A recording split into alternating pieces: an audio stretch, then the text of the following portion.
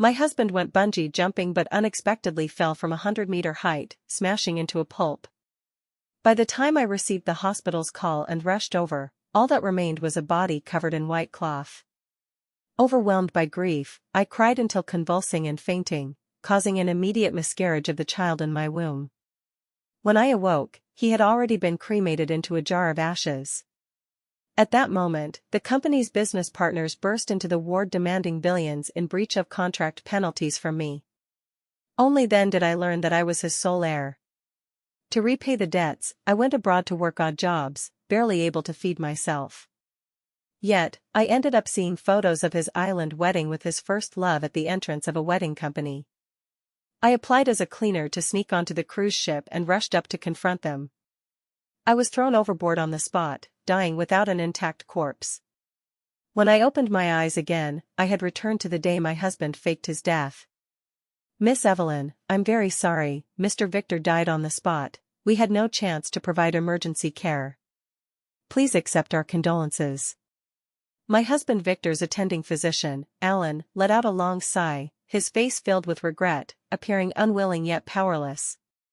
In my previous life, I took his words at face value, only realizing at the wedding that he was the brother of my husband's first love, Claire. He patted my shoulder in a comforting manner. "You shouldn't see the body, there's not a single intact piece of skin left, the whole person smashed into pulp. Just cremate him directly." With a dazed look, I slowly slid down along the wall, hugging my legs as I squatted on the ground, accepting the fact of my rebirth. In my previous life, upon receiving the hospital's call, I dropped my household chores and rushed all the way, but still failed to see Victor's final moments. Holding the death certificate, my hands trembled uncontrollably, overwhelmed by grief, I fainted directly, and the child in my belly was not preserved. When I woke up, there was an additional urn of ashes by the bedside. Before I could even grieve, the company's partners rushed into the ward together, dragging me to notarize the inheritance. Like a puppet, I signed and pressed my fingerprint. After it was done, I was informed that I bore billions in breach penalties. The company's cash flow had vanished, leaving it an empty shell, forced to declare closure. The house at home was also seized and auctioned by debt collectors. When I tried to contact my mother-in-law Lydia, I found my number had been blocked by her. She was nowhere to be seen throughout my husband's burial. To repay the money, right after the miscarriage, I went abroad for odd jobs. Every day, I subsisted on compressed biscuits to stave off hunger. If not for seeing the promotional photo of Victor and Claire's grand wedding at the wedding company's entrance, I would have remained in the dark until death. With great difficulty, I applied as a cleaner to board the cruise ship and rushed to confront them on their wedding day. As a result, I was dragged away by security, bound, and locked in the ship's hold. After the wedding, Victor stood before me, sneering that I was an old hen who couldn't protect her eggs. To demonstrate loyalty in front of Claire, he personally threw me into the sea. In the end, I perished in the fish's belly without an intact corpse. Thinking of this, I clenched my fists tightly on my pants legs, my eyes filled with hatred. If he wants to act, I'll make his fake play real. I pulled myself from the memories of my previous life. Alan was still incessantly consoling me, describing Victor's gruesome death. It seemed he wouldn't stop until I cried and fainted. Seeing me unmoved, he broke into a sweat, pulling out the water he had prepared in his pocket. In my previous life, immersed in grief, I hadn't noticed. Now, looking closely, I saw residues of dissolved pills in the water. No wonder in my previous life, after just crying, I suffered excruciating abdominal pain worse than death. It turned out to be his drugging that caused the immediate miscarriage. Victor was indeed ruthless. Since he dared to do the first, why should I be soft-hearted and not do the second? I steadied myself, brushed off the man's hand from my shoulder, and took a deep breath. My husband died tragically in the amusement park. This is all the hospital's responsibility. I can't swallow this. I must call the police. Cremation can be postponed, having the police examine the injuries first is crucial. Alan's eyes widened instantly, his hand frozen mid-air while offering the water. "Miss Evelyn, don't be impulsive. Right now, letting Mr. Victor rest in peace is the most important." Recalling the unbearable pain of the drug-induced miscarriage in my previous life, I firmly shook my head. My husband was always in good health. He walked into the amusement park healthy and was carried out mangled beyond recognition. If not for their equipment malfunction, I couldn't believe it. I must make these unscrupulous merchants rot in prison to avenge my husband. Alan was so anxious that cold sweat soaked his white coat. Stammering, he said, "Mr. Victor is dead and cannot be revived. If you want to avenge him, wait until after cremation. The amusement park is so large, it won't run away." Upon hearing this, my face instantly turned cold. What you say makes sense. Such a large amusement park has been open for so many years. How could the equipment malfunction? Hearing me say this, he was about to relax when I continued. My voice suppressed with anger. It's impossible for an adult man like him to go bungee jumping alone. There must have been companions. Now that something happened, why is he the only one left? Perhaps the companions tampered with it when my husband had the accident. Calling the police now is still in time. After cremation, the culprit would have fled abroad. Alan immediately opened his mouth anxiously. No, no, no, but after half a day, he couldn't utter a single word. As I dialed to call the police, he several times couldn't resist trying to snatch the phone. In the end, he was deterred by my icy glare. After some internal struggle, he sneaked to the corner and sent a few messages. The police arrived at the hospital quickly after receiving the call. I swiftly put on an extremely furious expression, grabbing the arriving officer's wrist to demand the truth for Victor. My husband was always in good health with no heart disease. If not for the amusement park's equipment issue, someone must have tampered with it. He died so tragically. As his wife, I must seek justice for him. The police comfortingly gripped my hand in return and said firmly, "Please don't get agitated." Upon receiving the call, "We've already dispatched people to investigate the amusement park immediately. We understand your emotions, don't worry." After saying this, he released my hand and prepared to enter for the autopsy. Alan rushed forward in one stride to block the door. "No. You can't touch him. The deceased is gone, can't you even give him his final piece?" My face was full of disapproval as I sternly rebuked, "You're just the hospital's doctor. I called the police to investigate my husband's death. Truth, you have no right to obstruct." He panted anxiously, stammering without uttering a complete sentence. "Mr. Victor's death appearance is gruesome. I really don't want to leave you with trauma. Now that he's like this, what's the point of seeing the body? I've seen many families in the hospital who developed psychological issues after viewing the deceased's body, taking medication for years and still suffering insomnia. I'm stopping you for your own good." Upon hearing this, the police also darkened their faces. "Since the family has this request, the hospital has no right to obstruct. It's her choice, and please don't hinder our investigation." I nodded in agreement. Even if I suffer insomnia and psychological trauma for life, I must let my husband depart without regrets. Those who dared harm him, I'll risk my life to make them pay blood for blood. The police pulled Alan aside and entered to prepare tools for examining injuries and dissecting the body. As the cloth stained with dark red was about to be lifted, Alan shouted anxiously, "Stop. I've already notified the deceased's family. You can't decide such a major matter alone." As the words fell, my mother-in-law Lydia arrived at the scene. Wearing slippers on her feet, with dried unwashed mask on her face, she rushed straight to me, raised her hand, and slapped me hard. I nearly fell from the slap, hastily supporting myself against the nearby wall to steady. "My son died and you dared not tell me. You even want to dissect him behind my back. Who gave you the guts? Today, even if I skin you alive, it won't be over." Actually, I had no intention of dissecting him at all. Once the body-covering cloth was lifted, it would expose the fact that Victor had no wounds on his body.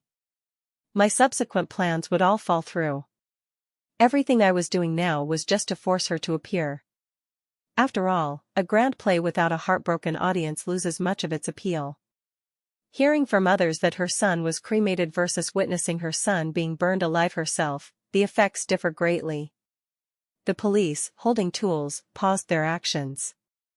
Only then did Alan relax, extending his arm to wipe the sweat from his forehead. Tears quickly filled my eyes. Mom, I contacted you, but didn't you block me? I don't know what upset you, blocking me is fine, but now my husband might have been murdered. I just want to seek justice for him. Are you going to watch the murderer go free? Lydia's features twisted in anger, the mask cracking and falling to the ground with her furious expression. She glared at me viciously, then turned to the police and said, I'm the deceased's biological mother, I won't call the police. Nor allow you to touch my son's body. Leave immediately now. Or I'll complain to your superiors. The officers exchanged glances. Holding back tears, my eyes red, I said aggrievedly, sorry for wasting your time, my mother-in-law's mental state has always been poor, probably unable to accept my husband's death news at once. But I'm Victor's wife, I can't just let the culprit go. Continue the autopsy. Once the investigation results from the amusement park come out, using surveillance video to lock onto the suspect, my mother-in-law will understand my intentions. Lydia didn't expect that I, who was always docile, would be so resolute today. She was so angry on the spot that she couldn't speak, clutching her chest with rapid breathing. After recovering, she rolled up her sleeves and rushed to me, slapping left and right furiously. You bitch. My son is already dead and you won't let him go. Isn't it just for compensation? I saw long ago you're no good. Maybe it's your adulterer outside who harmed my son. Today with me here, don't think of getting a penny. Make the police leave immediately. Or I'll jump from the hospital rooftop right now. She gripped my neck tightly with both hands. The police inside preparing for the autopsy were startled by the sudden change and hurried out to stop her. Clutching my chest, I gasped for air and choked. I said my mother-in-law might not accept this bad news. If it were really my lover who did it, why would I call the police? Please perform the autopsy immediately now. As the words fell, the police's walkie-talkie sounded. The amusement park surveillance has been copied, but the high-altitude part is unclear, it only shows he went with a woman, and her identity is still under investigation. Hearing this, my mother-in-law slapped her thigh hard and cried out in pain. Taking advantage of the police's confusion, she suddenly broke free and rushed to the window. She shouted angrily at me, Evelyn. Withdraw your police report now. Let me take my son for cremation, or I'll jump from here right now. If my son is dead, I won't live either. Pretending to be panicked, I spoke without turning back, okay, I won't let them do the autopsy, alright? Mom, don't do this, I beg you. The experienced police nearby took advantage of her relaxation, rushing forward in one stride to control her.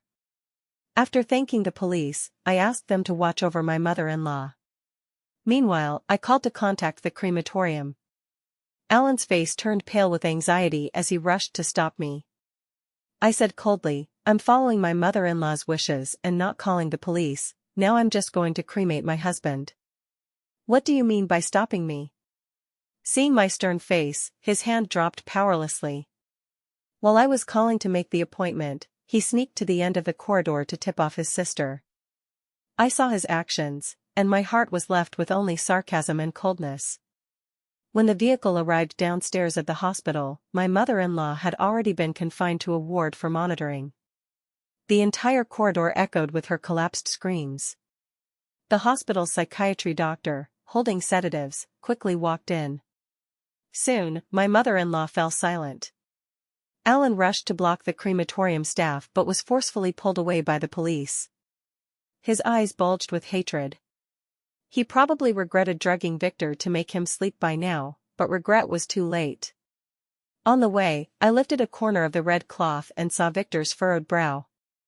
Recalling in my previous life how he held Claire, his face full of disgust and revulsion toward me, even cursing my deceased child. The pleasure of revenge in my heart eroded my reason. I wished I could personally push him into the incinerator. I knew he could hear my voice. So, I leaned down to his ear and said, You think I don't know your plans? As your wife, how could I not help you? Being pushed alive into the furnace for incineration, you're the first. Tell me, will your lover die with you, or take your money and flee far away? Transparent liquid overflowed from the corner of his eye. I reached out and pressed hard on his eyeball, poking it concave.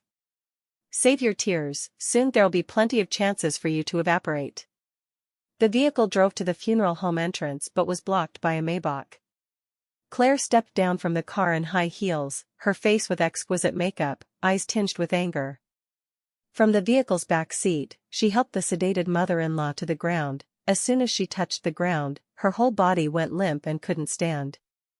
But her mouth still cursed incessantly, "Evelyn! You bitch, hand over my son." I signaled the staff to carry Victor inside first, then messaged the police I had just added on my phone. Only then did I get out and block the furious duo. Claire, supporting my mother-in-law, stared at me with resentful eyes. Your husband just left, and you immediately locked your mother-in-law in the hospital. Are you even human? I think Victor was killed by you. You're just after his inheritance and insurance. With tears in my eyes, I sobbed, I can leave with nothing, not a penny. But I'm his wife, I must personally see him off. I don't trust handing him to others. I just suspect the true cause of my husband's death and want the police to investigate clearly. What malice could I have? Perfect, Mom can personally send my husband off today too. After saying this, I turned directly inside. Claire anxiously followed, but carrying the burden of my mother-in-law, she couldn't run fast. Simply, she dumped my mother-in-law. Upon entering, Victor had just been pushed into the incinerator. I stood outside with dark eyes. As the heavy door was about to close, she rushed up, pushed me aside, and blocked me. Get lost. I won't allow you to touch Ahui. Covering my mouth, pretending to be overly grief-stricken, I said to the puzzled staff nearby, "Start it, ignore her, she has no relation to my husband." As soon as the words fell, Claire slapped me across the face. If I say no, then no. We wanted to divorce you long ago, you're not worthy to cremate him. Auntie is outside, she won't acknowledge you as daughter-in-law either. Hearing this, the staff hesitated in their actions. Ignoring the stinging pain on my face, I ran straight to the control panel to operate it myself. At this moment, my mother-in-law was carried in on the back of the late-arriving Alan. Stop. Get out. Don't touch my son. I immediately raised my hand and pressed the incinerator's start button. Claire instantly rushed over, forcefully pushing me to the ground, punching and kicking my torso. Intense pain came from my abdomen, blood gushing from below. At the same time, Victor in the furnace suddenly sat up. Flames instantly sprayed and burned, engulfing his figure. Alan rushed up first to stop it but was directly pulled away by the staff. Once the equipment starts firing, it can't stop unless reduced to ashes. Family, please grieve. My mother-in-law weakly collapsed to the ground, slapping the floor hard with both hands. What sin? What kind of daughter-in-law is this? My son was killed alive by her like this. In anger, she kept pounding her chest. Her gaze swept over my struggling expression, and she scrambled up from the ground, rushing to me. Just as she prepared to attack me, the police burst in from outside the door. Seeing this, they hurriedly pulled my mother-in-law away. My mother-in-law, furious, immediately cursed, "It's this bitch who killed my son, aren't you police? Why not arrest her? You're in cahoots with her." I lay on the ground, pinned under Claire, unable to move. Enduring the severe pain, I said coldly, "Your son clearly died himself, with hospital proof. Are you saying the hospital killed him? Or they deliberately didn't save him and burned a living person alive?" As the words fell, a flash of panic crossed Claire and Alan's faces. My mother-in-law was silenced by my questioning. Only then did the police follow my voice to see Claire on me, immediately recognizing her as the woman accompanying Victor in the amusement park surveillance video. Just as they prepared to take her away for questioning, my mother-in-law anxiously stopped them, pointing at me on the ground. "This woman isn't my daughter-in-law, she's the murderer. She's after my son's inheritance, the one you should arrest is Evelyn." I opened my mouth to refute, but my chest was tightly pressed by Claire. Severe hypoxia plus abdominal pain blackened my vision, and I fainted. When I woke, I was already in the hospital ward. The child was ultimately not preserved. My eyes stared blankly at the four-tube, the liquid dripping steadily. I couldn't help thinking, this is probably heaven's arrangement. Scum like Victor doesn't deserve his own child. Tears wet the corners of my eyes. Suddenly, intense arguing sounded outside. Just like in my previous life. That group demanding breach penalties had found the hospital. The only difference from before was that this time, police guarded the ward door. They couldn't enter. After thinking, I weakly spoke, propping myself up, asking them to let the creditors in. As soon as the door opened, the group wordlessly threw contracts at me, with breach amounts circled, demanding compensation. I picked up one contract from my body and examined it carefully. In my previous life, I hadn't had time to investigate clearly. Now, thinking of the details, my heart was full of suspicion. For a legitimate company, even if the leader has an accident, the subordinates can continue routinely. How could it lead to bankruptcy? After seeing the delivery times on the contract, I finally understood. Victor's company's bankruptcy and breaches were premeditated from the start. The delivery intervals on this contract were too short, impossible to complete. Moreover, Victor signed 4 companies for the same batch of goods. Clearly, it was to rake in money and flee by any means. The creditors, deterred by the police presence, didn't dare act, only cursing incessantly demanding repayment. Upon hearing this, I sneered. Victor and I signed a divorce agreement a month ago. I now have no inheritance rights to his property, and of course, his debts have nothing to do with me. You can't pin this on me. The partners glanced at each other and immediately cursed at my bed. You fucking dare trick us? What joke? If you don't inherit his debts, where do we find someone to compensate? In the underworld?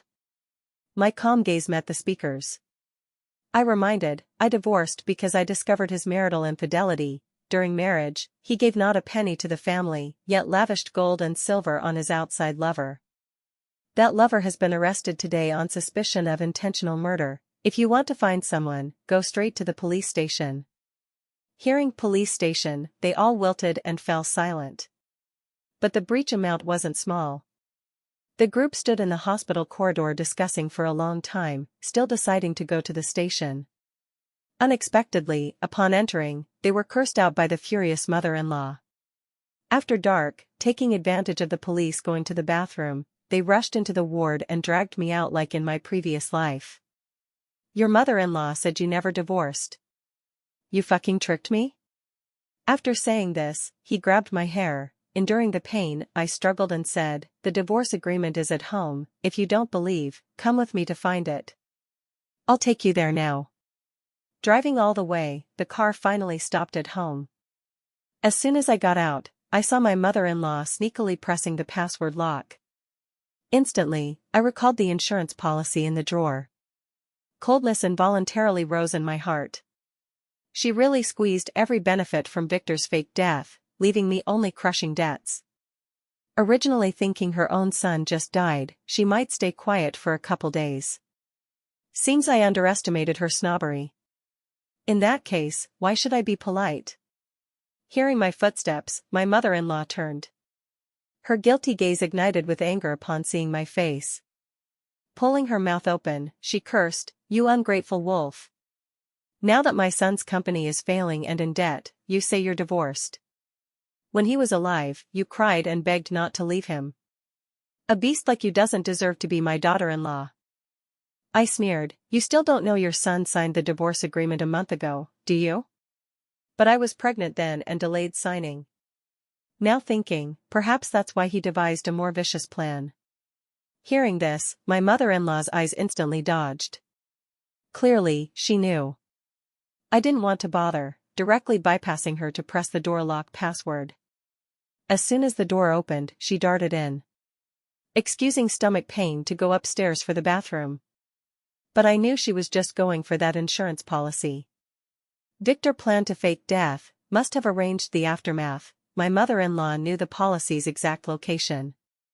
Just as I opened my mouth to call her back, the partners impatiently cursed me for stalling.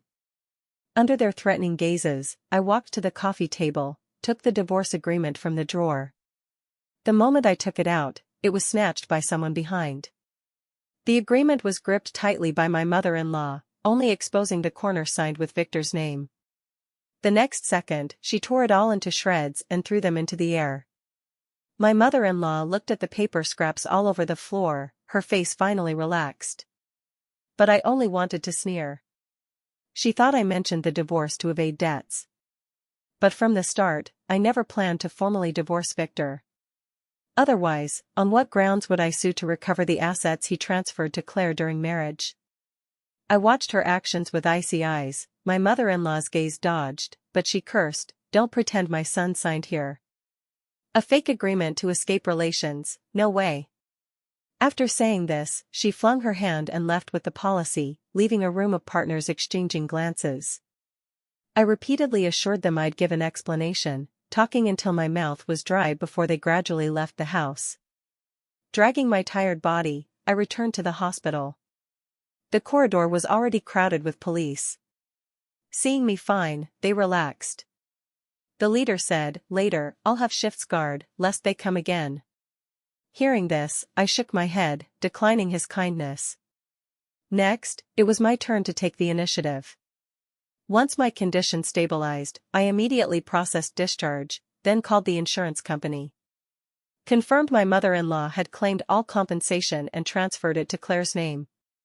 Only then did I start finding a lawyer to sue. On the day she received the lawyer's letter, my mother-in-law brought various bizarre relatives to smash the door at home. They cursed me viciously. Nothing in the house was spared. The once cozy rooms were in ruins. Clutching my lower abdomen, my eyes full of sarcasm, I called the police while saying coldly, "Smash away, it's all bought with your son's hard-earned money, all his relics." My mother-in-law's actions paused, her eyes red with anger. "It's all you who killed my son. I want you to pay with your life to bury with him." The police arrived at home then, taking the group for questioning. The rooms finally quieted. That night, I booked a hotel room for one night. After my mother-in-law finished the statement, she called countless times. I hung up all, finally blocking her in annoyance. Waiting until the next day's court session, Claire as defendant was long absent. In the 2 weeks I was hospitalized, Victor's company had been sold cheaply by her and declared bankrupt. Only then did I learn she was the company's nominal legal representative. The company's last value was thoroughly squeezed dry by her. Yet those partners only sought debts from me. Victor's death had no impact on Claire. With the money from selling the company, she lived lavishly, getting beauty treatments and perms during this time, even more comfortably than before. Alan also resigned from the hospital after the incident. The two rented a luxurious villa in the suburbs. In the city, only my mother-in-law remained causing trouble over Victor's death. Laughably, at this moment, seeing the empty seats, my mother-in-law's face was full of triumphant smiles. I saw it, my heart unable to stop mocking. She still hadn't discovered Claire's true face, unaware she herself was the clown. My mother-in-law lowered her head to her phone, fingers scrolling the screen. Her expression went from initial joy to doubt, finally angry despair. Finally realizing something wrong. She was merely Claire's pawn. Seeing she couldn't reach Claire, she turned to contact Alan. But Alan's number was also empty. My mother-in-law finally panicked. I sat steadily on the opposite chair, watching my mother-in-law's anxious features distort. The pleasure of revenge spread wildly in my heart. After a long time, her calls still went unanswered. Sweating profusely in anxiety, she chose to call the police. As soon as connected, after explaining, she was told the police had been investigating Claire's whereabouts since early morning. And they had just received news. Claire and the other were intercepted at the airport and were on their way back. Hearing this, my mother-in-law finally relaxed. When Claire's figure appeared in court, my mother-in-law immediately stood and rushed to her side, questioning in a low voice. But the arm on Claire was ruthlessly shaken off. My mother-in-law's pent-up frustration and anger exploded instantly. As she wanted to act, Alan first noticed her intent and pushed her away. Dead old hag, get far away. Don't interfere. Looking at his terrifying, ferocious, somewhat threatening expression, my mother-in-law was stunned in place. For a long while, no reaction. Unable to understand why former allies suddenly turned. Under Alan's protection, Claire walked to the defendant's seat. Clearly the sued party, yet she held her chin high, facing me with a victorious expression. Don't think calling the police to bring me back is useful, it's too late. A dumped warns she dares fight me? She sneered disdainfully at the corner of her lips. My mother-in-law's face was ashen, murmuring dazedly, what do you mean? My son and I were tricked? Impossible, absolutely impossible. Claire is clearly pregnant with my grandson. Alan, standing beside her, upon hearing, immediately spat at her. Shut up. That dead guy deserves it? What trash. Claire playing him was as easy as playing a dog, pregnant with his child. Ridiculous. Hearing this, all light in my mother-in-law's eyes extinguished instantly. Struck by the sudden change before her, she froze in place, trembling hands pulling a pill bottle from her bosom and pouring into her mouth. Claire glanced down at the amount I demanded she repay, unable to hold back laughter. Evelyn, when marrying Victor, you daydreamed he loved you, now dumped, still not cured of dreaming? $1 billion? Why not rob? What evidence? Just spouting? I can sue you for extortion. Looking at her contemptuous eyes, I sneered and said, when Victor transferred to you before, we hadn't signed the divorce agreement, moreover, I didn't sign it. The assets he transferred to you during marriage are our joint property, now he's dead, it's my personal inheritance. Do you say I have the right to recover? Unexpectedly, after hearing, her face was full of sarcasm. Your husband transferred to me? I have a boyfriend, need him to transfer? A man I dumped 10 years ago, I didn't fancy when single, married, I'd fancy? Only a worn shoe like you treasures him. Following her ambiguous gaze, I saw Alan in the seats. Suddenly, I chuckled. If Victor saw this, without cremation, he'd probably revive on the spot in anger to slap her twice. Hearing boyfriend, my mother-in-law's dazed eyes slowly lifted. Reacting, she immediately cursed, you bitch, what did you say? Isn't that your brother? Have you been lying to me all along? Claire chuckled. Food can be eaten randomly, but words can't be said randomly. I'm not married, what's wrong with dating? None of your business. Half buried in soil and still managing your son's ex? Wake up, your son is buried in the soil. At this moment, she was completely different from her previous submissive self. I saw it, my heart full of irony. This is the first love Victor faked death to elope with. In my previous life, Alan's true identity wasn't exposed, probably because Victor still had use value then, could earn for this adulterous pair. Now, Victor's last bit of value squeezed dry by them, the two had no need to hide. My mother-in-law was so angry she couldn't breathe, nearly fainting on the spot. Claire sneered, stop acting, if you want to accompany your son, jump off a building directly. I'm not your idiot daughter-in-law, if you die, I won't even glance. The pregnancy report I showed you before, that's my boyfriend's and my child, does your son deserve it? As the words fell, my mother-in-law completely lost consciousness and collapsed, scaring the nearby staff, who hurriedly called emergency and sent her away. Claire saw it all, full of impatience, hurry, if no evidence, I'll go about my business. I still need to catch a flight abroad for honeymoon. She was certain I couldn't produce Victor's transfer evidence. Because Victor was too good to her, while as wife, I didn't even qualify to touch his phone. But the next second, I took printed statements from my bag and placed them before Claire. Alan, seeing her off color, immediately flipped down from the seats. Seeing the clear numbers on the statements, the two panicked and exchanged glances. They didn't expect I'd take the phone from Victor before cremation. Speaking of which, I was somewhat grateful for Victor's sincerity to Claire. Otherwise, I couldn't have unlocked the phone password directly with Claire's birthday. Even the mobile banking login password was her birthday. I easily obtained evidence of Victor's marital asset transfers. To solidify his infidelity, I also printed their ambiguous chat records. In them, Claire several times demanded he delete records. Victor only verbally agreed but couldn't bear to in his heart. Now, it conveniently helped me safeguard my rights. Claire's lawyer was already sweating profusely, unable to say a complete sentence. Facing her angry gaze, he only kept apologizing, saying he did his best. The judge announced the result on the spot, requiring Claire to return all received funds. As the words fell, she angrily lost reason, even trying to rush the judge but blocked by nearby people. But her mouth still cursed unwillingly. That was his voluntary transfer. Each had notes of voluntary gift. Are you fucking blind? Why should I return? He wanted to give me. You have no right to demand back for him. This old lady accompanied his act. This is what I deserve. Alan, still somewhat clear-headed, pulled her back, his eyes surging with calculations. I sent the victory documents to each partner, only then did they relax. With compensation settled, they lost their previous hostility toward me.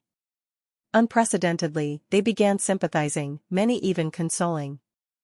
I simply thanked and left the court. Found someone to tidy the house, barely restoring it. Then contacted Victor's previous cooperative factories to resume production.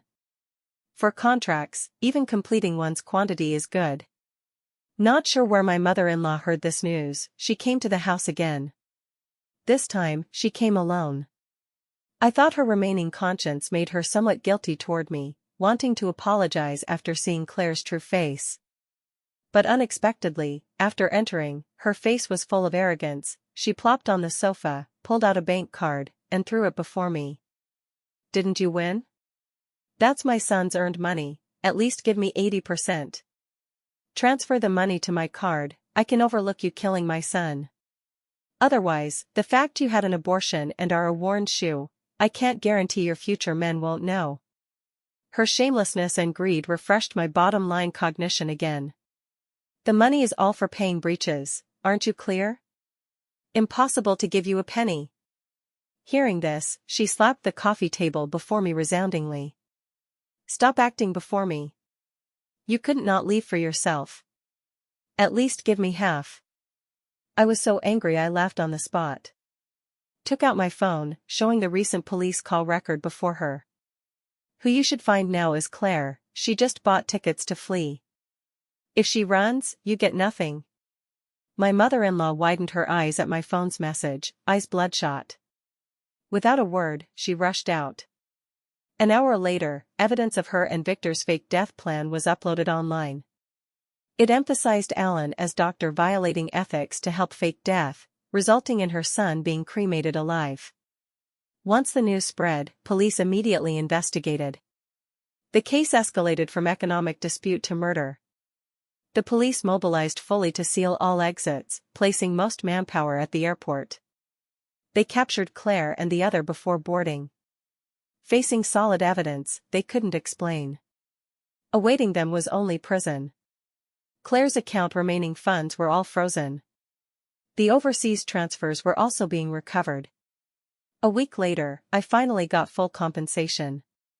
After transferring money to the partners, I paid the factory's balances. The quality was better than in the original contracts. The previous breaching partners, after seeing samples, immediately decided to re-sign with me. I established a small studio, preparing to start from zero. My mother-in-law originally heard the news and wanted to come for money, but online opinions implicated her too. Over 50, experiencing insane cyberbullying, now she could barely fend for herself. Everything was developing positively. Perhaps in the unseen, it was my lost son blessing me. In the future, I'll live well alone.